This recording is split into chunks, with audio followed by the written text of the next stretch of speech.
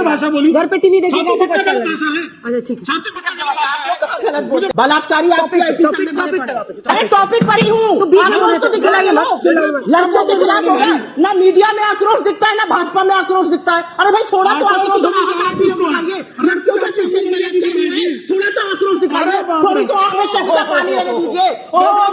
आपके घर में भी औरतें होंगी, आपकी भी बेटी होगी, आपकी भी पत्नी होगी, आपकी भी मत करिए, यहाँ कोई कर्कशा नहीं है। असलियत बात ये है, आप लोग कहते हैं कि भगवान राम मंदिर के भी पूरे मामले को राजनीतिक रूप से बीजेपी भुना रही है, उसको इवेंट बना रही है, लेकिन आपका प्लान क्या है इसको टैकल करने के लिए? क्योंकि ये नंबर्स दिखा रहे हैं कि जैसे जैसे लोग ज्यादा धार्मिक होते हैं उनका वोट बीजेपी की तरफ जाता है। 22 जनवरी को तो पूरे देश में राममय माहौल रहेगा।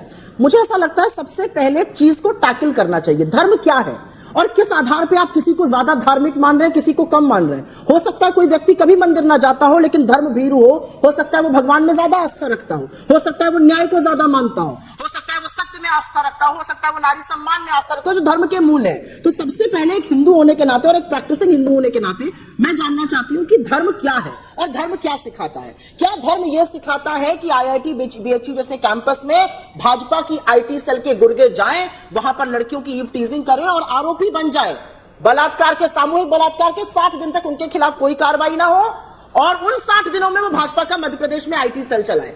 मैं पहला सवाल धर्म पर यह पूछना चाहती हूं। और अगर इतने गदगद ये लोग होते हैं, अंजना जी आप ही का एक शब्द बोरो करते हुए, तो जो यूपी में हुआ वो नहीं होता। यूपी में एक ईमेल आती है, उस ईमेल में कहा जाता है राम मंदिर को, यूपी के STF चीफ को और मुख्यमंत्री योगी आदित्यनाथ को बम से उड़ाने की धमकी है। वो ईमेल एक जुबैर और शारिक नाम का आदमी भेजते हैं। बहुत बड़ा पाप किया इन्होंने, इन लफंगों के खिलाफ तुरंत कार्रवाई होनी चाहिए। तुरंत कार्रवाई होती है, तुरंत गिरफ्तार होते हैं और वहां पर पलट जाती है तस्वीर। वो पता चलता है ओम प्रकाश मिश्रा और ताहर सिंह है और इस पूरी साजिश देवेंद्र तिवारी ने, जिनकी योगी आदित्यनाथ के साथ तमाम तस्वीरें उसने रची। तो ये क्यों धर्मांधता का माहौल बनाना चाहते हैं? ये मुसलमान की आड़ में क्यों दंगे कराना चाहते हैं? ये क्या हासिल करना चाहते हैं? इससे क्या फायदा होता है? जो श्रीमती सोनिया गांधी के बहुत करीबी हैं, उन पर बलात्कार का आरोप लगता है, वो श्रीमती सोनिया गांधी के प्रिय बने रहते हैं, मोहब्बत की दुकान खुली रहती है उनके प्रति। संदीप सिंह, उनके खिलाफ जो है एक दलित इनकी पदाधिकारी वो शिकायत करती है महिला उत्पीड़न का, कोई कार्रवाई नहीं होती। इनके IT सेल वाले। तो भाई देखिए, धर्म यही है कि जो अपराधी है वो चाहे जो हो उसके खिलाफ कार्रवाई होगी, लेकिन यहां अगर वो सोनिया गांधी का प्रिय है, प्रियंका वाड्रा का प्रिय है, तो उसके खिलाफ कार्रवाई नहीं होगी। ये अधर्म है। जिन लोगों का आपने नाम लिया, पुलिस इसकी जांच करे, अगर उसमें कोई दम है तो उनके खिलाफ कार्रवाई होगी, अगर नहीं है तो आपकी तरह हम मुंह नहीं फेरेंगे। हम ब्रजभूषण शरण सिंह को नए सदन में बिठाकर लड़कियों को सड़कों पर नहीं पिटवाएंगे। ये धर्म नहीं है, क्योंकि मेरा जो हिंदू धर्म है वो मुझे सिखाता है दैहिक दैविक भौतिक तापा, राम राज नहीं कहूं व्यापा। मेरा धर्म मुझे सिखाता है यत्र नार्यस्तु पूज्यन्ते रमन्ते तत्र देवता। जहां नारी का अपमान है वहां धर्म सिर्फ पाखंडी और ढोंगी करते हैं, जो काम आप लोग कर रहे हैं। हाँ जी, राम राम भाई लोगों, कैसे हैं आप लोग? जय श्री राम। आपका स्वागत है हमारे चैनल पे। उम्मीद करता हूँ आप सब अच्छे होंगे। तो जी, जैसा कि आजकल राम जी की लहर चली हुई है इंडिया में, लगता है कि बीजेपी को इस बार 400+ सीटें ना मिल जाए, कहीं रिकॉर्ड ना टूट जाए।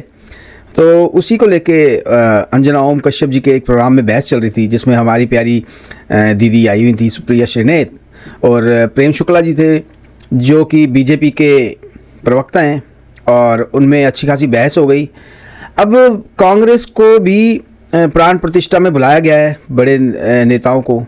अब ये उनके गले की हड्डी बन गई है कि वो जाएंगे या नहीं जाएंगे। अगर जाते हैं तो एक उनका वोट बैंक नाराज़ हो जाता है, और नहीं जाते तो पूरा हिंदू समाज नाराज़ हो जाता है, हिंदुस्तान नाराज़ हो जाएगा। तो ये तो बहुत लंबे चक्कर में फंस गए हैं। ये श्री राम जी आ रहे हैं और मोदी जी को 400 सीटें दिलवा रहे हैं, एक बात। दूसरी बात, बहुत बहुत मुबारक हो जी, मालदीव ने उड़ता हुआ तीर अपने अंदर ले लिया था। और अब मालदीव को तो मतलब इतनी छोटी, कितनी छोटी, 5 लाख की आबादी है।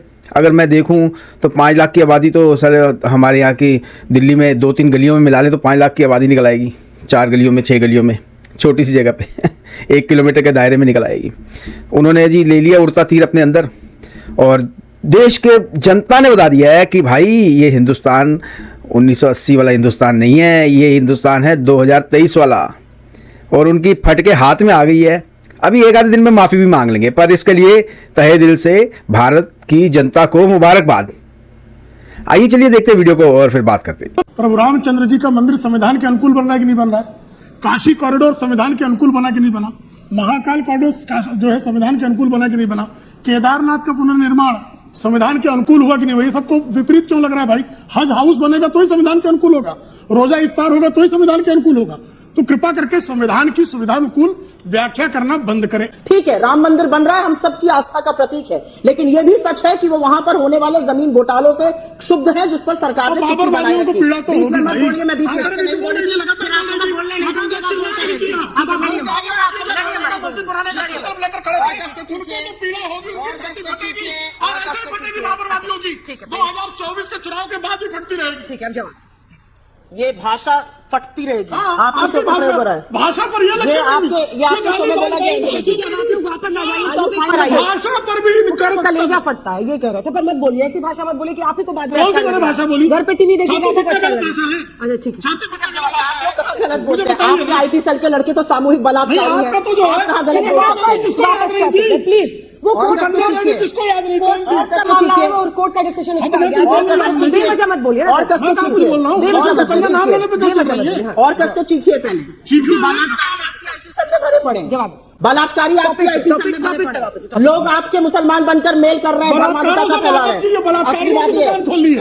अंजना जी, मैं शो छोड़कर जा सकती हूँ या अकेले बोल सकती मेरे हूँ? बीच में इस आदमी की बदतमीजी करने में नहीं आया। आपने शुरू किया था, मैं तो नीचे बोल रहा था। अच्छा आपने बोल लिया ना, नहीं, शुरू अब बोल किसने दिया। किया? अब भाग क्यों रही है? अच्छा, मैं भाग अच्छा, लूंगी। तुम दबा के भाग लोगे, मैं अरे मत कीजिए, फिर यही फिर क्या सुनो। बकवास कर रहा है यार? कोई तुम नहीं है। ये क्या लेकिन बकवास कर रहा आप है? दमदार क्या लोग बेकार बकवास कर रहा है यार? अच्छा, हम तो दमदार और प्रेम दमदार नहीं है। Prem Shukla ji please sir. मतलब यहाँ पर वापस आकर टॉपिक पे, बदतमीजी टॉपिक। करेंगे, अभद्रता। सुप्रिया जी, अरे टॉपिक। टॉपिक पर ही हूँ। तो बीच में आक्रोश तो दिखलाइए ना।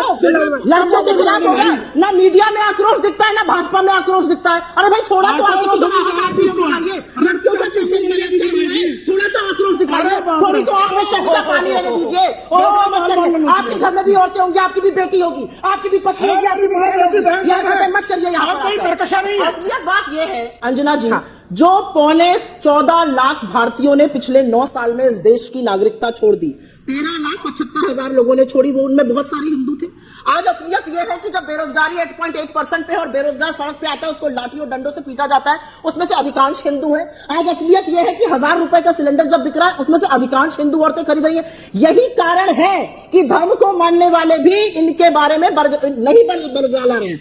आज असलियत यह है कि ये कहते हैं महाकाल की बात करते हैं, 900 करोड़ रुपए का घोटाला वहां हुआ, ये बात करते हैं राम मंदिर की, जमीन के घोटालों की जांच तो होगी ही एक दिन, और उसमें आपके शीर्ष नेतृत्व फंसा पाया जाएगा। आज इस देश में एक व्यक्ति अपने मन की बात बोलता है और सारे देश पर थोपी जाती है, लेकिन ये देश अपनी बात सुनाना चाहता है। भारत जोड़ो यात्रा का सबसे बड़ा मैसेज ही यह था कि हमारे मन की बात सुनने वाला कोई नहीं है, और इसीलिए हमको लगता है कि जहां पर मीडिया, जहां पर सरकार का तंत्र, जहां पर सरकार की फ्रंटल बन चुकी एजेंसीज, अगर ऑपोजिशन को सदन 150 सांसदों को निकाल कर आप कानून बना रहे हैं, और ऐसे कानून बना रहे हैं कि ट्रक ड्राइवर हड़ताल करता है, आपको मुंह की खानी पड़ती है, आपको वो कानून वापस लेना पड़ता है। इस तरह से आप सरकार चलाइएगा। तो मेरा अपना मानना यह, और इसमें ज्यादा बड़ी बात नहीं करिए, मेरा अपना मानना यह, हिंदू हो, मुसलमान हो, किसी भी धर्म को मानने वाला हो, महंगाई, बेरोजगारी, आर्थिक असमानता, गुर्बत, गरीबी से हर व्यक्ति इनके राज में जूझ रहा है, और वो जानता है कि ये राम राज की परिकल्पना नहीं है, क्योंकि राम राज जो कहता है कि दैहिक दैविक भौतिक तापा, राम राज नहीं कहूं व्यापा। जब लोग भूखमरी से जूझ रहे हैं तो वो राम राज की परिकल्पना नहीं है। हाँ तो जी, वीडियो तो हो गया यहाँ पे ख़त्म।